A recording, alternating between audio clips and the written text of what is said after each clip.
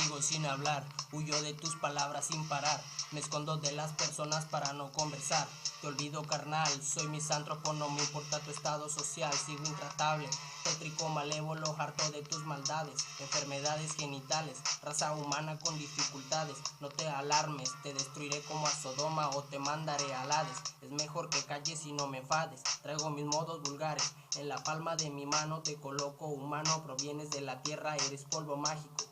Me unto tu aroma agradable, mi deseo es imparable. Me gusta la soledad y el vino, compadre. Sí, el vino, compadre.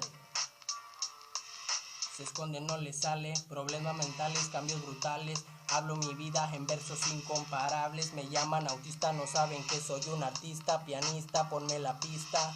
Hombres arrancándoles las vistas, soy pesimista. No hablo con humanos, menos con el barro. Este vato le está rezando a un cuadro. Va, mejor no te hablo, sigue hablando con un palo. Que la Virgen te está hablando, güey. Que la Virgen te está hablando. De mí siguen murmurando, el corazón por tu amistad tengo dañado. Va, me arrancaré las venas. Me alegra que hayas partido, solo mejor es mi destino. En un rincón estudio el oro fino. El oro fino.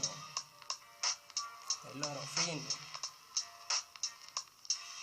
Rosenberg sin rumbo, camino de maldad, amor y placer.